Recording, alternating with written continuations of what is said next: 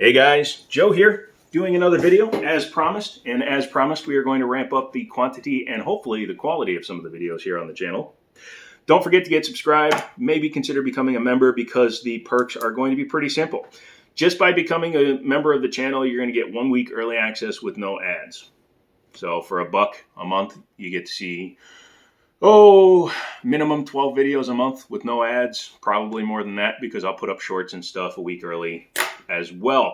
So consider becoming a member. You'll help the channel grow. You'll help me buy stuff that's cool for the channel in order to display it, review it, build it, whatever the case may be. And it will give you some impact and influence on the direction of the channel. So do all that stuff. Thank you very much for that. Let's get back into the video. Today is Wednesday, so it is McPew Pew review day, and today's review piece is a Kimber. I borrowed this from a buddy of ours. However, Liberty Arms can get them. They are a distributor, or they are signed up with distributors for Kimber, so they can get you one if you decide you want one. Excuse me, that was a weird burp out of nowhere. This one is chambered in 9mm, and as you can see, she is quite the tiny little beast.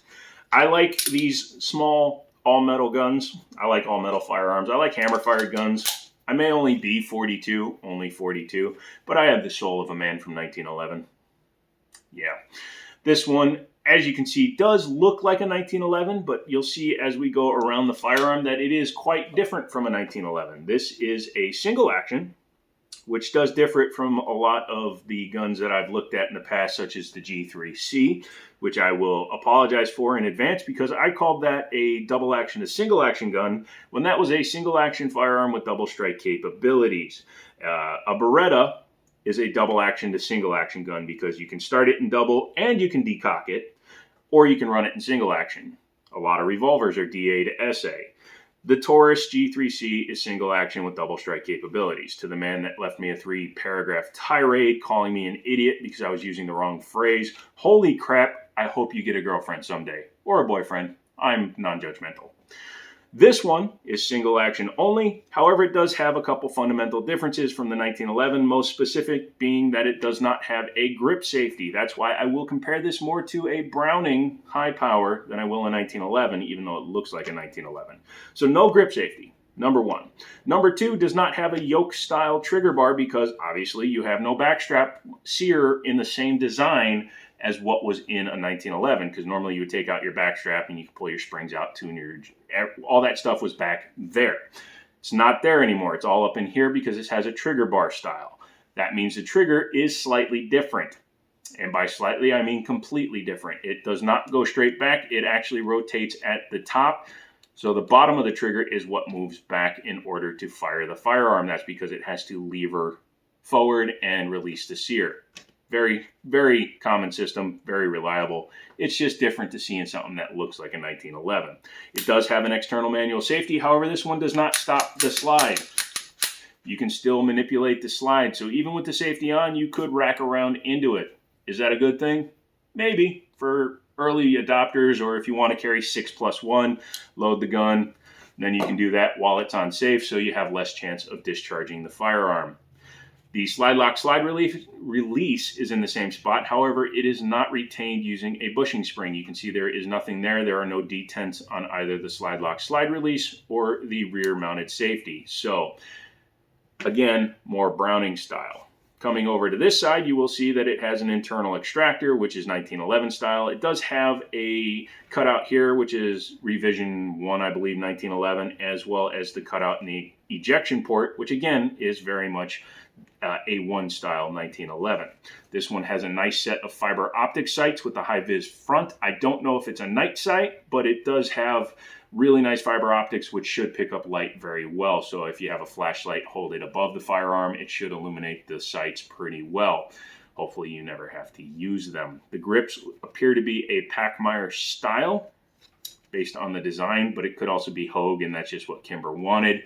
Has finger grooves. As you can see, my big meaty mitts, I need the pinky extension, which basically just helps. It does make the frame about 3/4 of an inch longer, but it gives me perfect purchase. My fingers fall perfectly on there. You can see they are not in danger of falling off. As I said, it's 6+1 capacity, which is like original Glock 43, some Smith & Wessons, some XDs. There's a few other firearms still on the market that are chambered in 9mm that are small capacity. Not everybody needs 500 rounds to get the job done. Enough said. 3-inch barrel, that's measured from the back of the chamber, so don't feel inadequate. It's from back here. Skeletonized hammer, which is very nice. The trigger feel is pretty good. Again, it's more like a Beretta in single action mode. It's not really a 1911 trigger. Reset is pretty good. Feel it at the wall. It's pretty definitive. Comes right back out. You just release it and it's at the wall again. And you go into the next shot.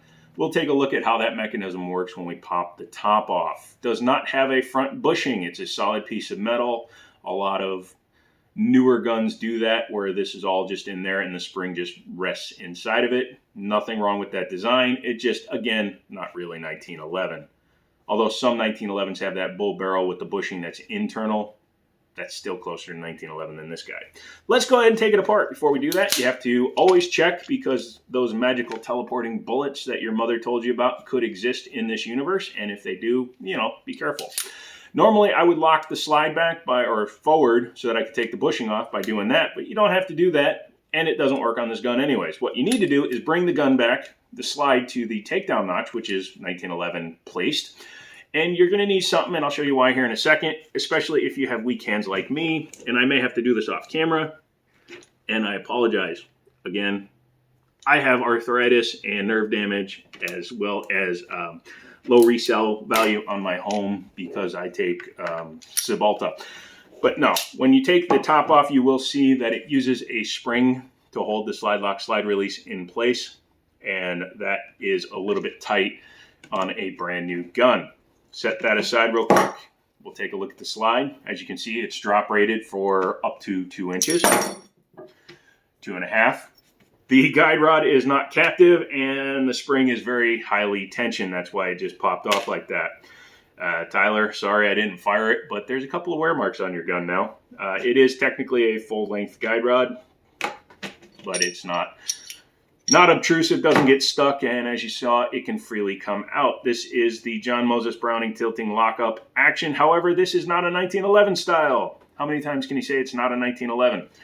As you can see, it has no locking lugs up at the top, because this, like many striker-fired guns today, and I believe a few hammer-fired guns still, locks up on the ejection port.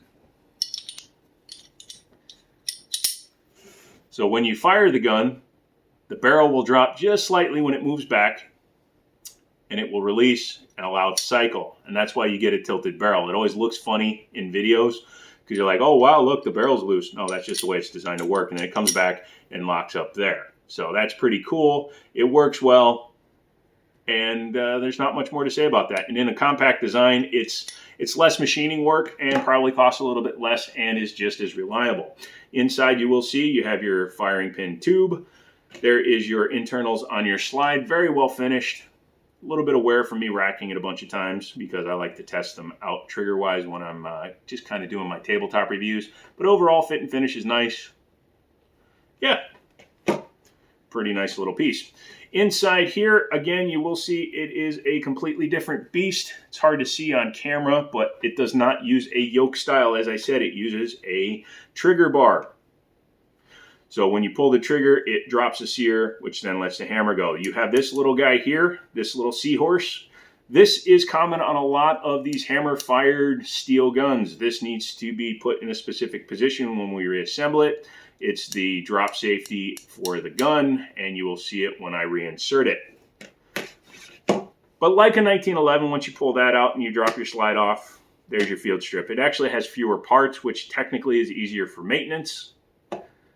But you don't get the full fun of trying to get a plunger or find the spring when it flies out the front of your firearm. Ask me how I know. Reassembly is just a reverse. Take your barrel, flip it over. Well, technically your slide, flip it over. Your barrel is orientated to the slide. Take your spring and your guide rod. You will notice that this guide rod has a half moon cutout that's going to rest on the barrel. You're going to take it and carefully insert the spring into the end, and then you will have to finagle because of the size of the guide rod. down into position. Don't let go, otherwise you're going to be looking for that stupid guide rod for about a week. And I have to switch hands. I'm right-handed, guys. I shoot both hands, but I don't reassemble guns both-handed. There you go. Once you have it in there, just make sure that the curved part is resting on top of the barrel area. You want to just make sure that it's also all the way down. It needs to be completely flat when you reassemble the gun. In order to do that, you need to make sure of one major thing, and it's something a lot of first-time rebuilders or first-time gun owners will run into. The drop safety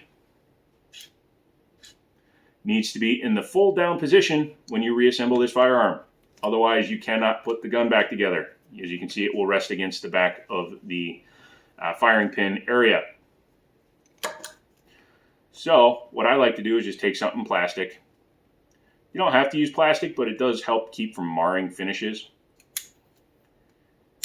And again, I'm right-handed. I apologize. Real-time one-take videos, man. And then you go ahead and do that. Once you do that, you can get the slide all the way back.